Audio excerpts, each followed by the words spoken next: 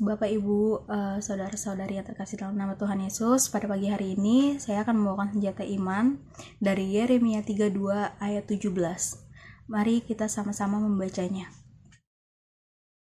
Yeremia 32 ayat 17. Ah Tuhan Allah, sesungguhnya Engkaulah yang telah menjadikan langit dan bumi dengan kekuatanmu yang besar dan dengan lenganmu yang terentang. Tiada suatu apapun yang mustahil untukmu. Di ayat 17 ini kita dikasih tahu bahwa sesungguhnya Tuhanlah yang telah menjadikan langit dan bumi dengan kekuatan Tuhan sendiri yang besar, dengan lengan Tuhan yang terentang. Tiada suatu apapun yang mustahil untuk Tuhan. Di sini kita diingatkan kembali kepada Kejadian 1 ayat 1. Kejadian 1 ayat 1 yang berbunyi, pada mulanya Allah menciptakan langit dan bumi.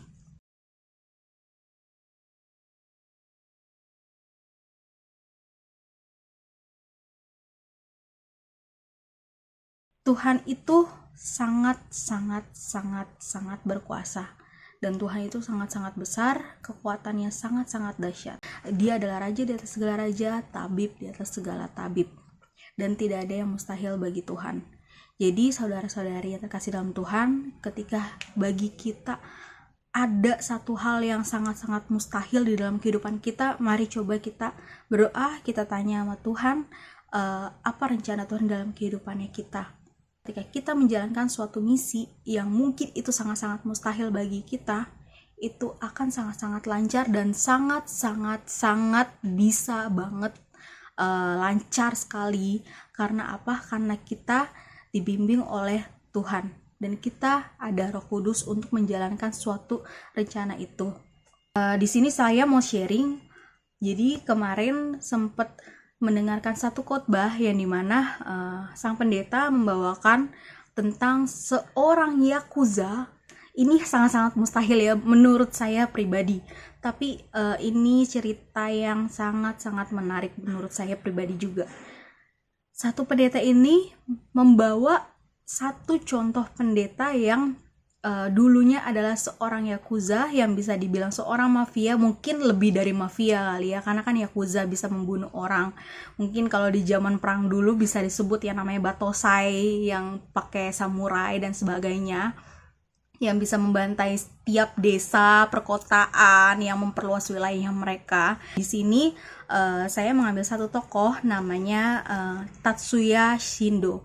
Jadi si Tatsuya Shindo ini adalah seorang yakuza yang mamanya itu, kalau bisa dibilang mamanya itu adalah seorang ibu yang sabar, seorang ibu yang baik, seorang ibu yang menanti kapan anaknya untuk bertobat. Tapi ketika manusia melakukan suatu hal, mereka juga mempunyai suatu batas. Setelah ke-15 kalinya Tatsuya ditangkap dan Tatsuya masuk ke dalam penjara sekitar 8-10 tahun sebagai narapidana, dia juga harus kehilangan setengah jari kelingkingnya dikarenakan hanya menabrak mobil bosnya.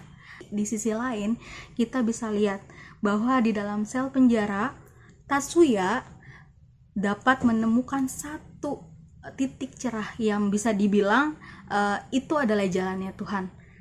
Di dalam sel tersebut, dia menemukan sebuah Alkitab yang di dalamnya itu dia membaca dari ayat yang membuka dia untuk bertobat adalah, katakanlah kepada mereka, demi aku yang hidup, demikianlah firman Tuhan Allah. Aku tidak berkenan kepada kematian orang fasik, melainkan aku berkenan kepada pertobatan orang fasik itu dari kelakuannya supaya ia hidup. Bertobatlah dari hidupmu yang jahat itu. Mengapa kamu akan mati, hai kaum Israel? Akhirnya di tahun 2003, Tatsuya dibebaskan dari penjara dan tahun 2004 ia belajar sekolah teologia, dan di tahun 2005 ia mendirikan sebuah gereja menjadi seorang pengkhotbah, di mana gerejanya Tatsuya dinamakan sebagai Gereja Kristus Sumibito no tomo, yang artinya teman orang berdosa. Tempat Shindo yang melayani para mantan yakuza yang bertobat. Saya belajar untuk melihat bukan apa yang dilakukan Tatsuya, tapi apa yang dilakukan Tuhan. Bagaimana Tuhan mengubah Tatsuya yang seorang pembunuh menjadi seorang yang bisa mengasihi orang, seorang yang bisa mengubah hidup orang kembali menjadi ke jalan yang suci, seorang yang bisa memperkenalkan Tuhan kepada teman-temannya, kepada orang yang tidak mengenal Tuhan, kepada setiap orang yang mau mengenal Tuhan, itu akan jauh lebih baik. Bagaimana cara kita tahu, bagaimana caranya kita bisa mengerti juga apa maunya Tuhan, dan bagaimana rencana Tuhan yang menurut kita mustahil menjadi tidak mustahil, itu balik lagi ke dan kita harus berkomunikasi kepada Tuhan, yaitu selalu tanya Tuhan.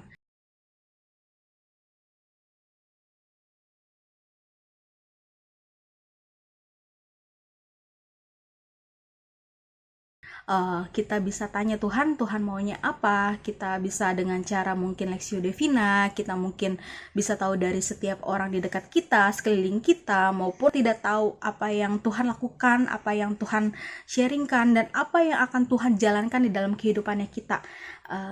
Kita bisa coba tanya Tuhan mulai dari hari ini.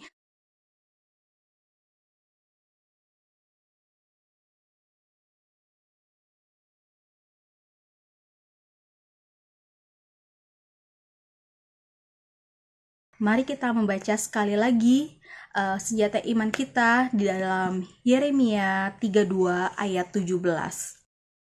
Tuhan Allah, sungguhnya Engkaulah yang telah menjadikan langit dan bumi dengan kekuatanmu yang besar dan dengan lenganmu yang terentang, tiada satu apapun yang mustahil untukmu.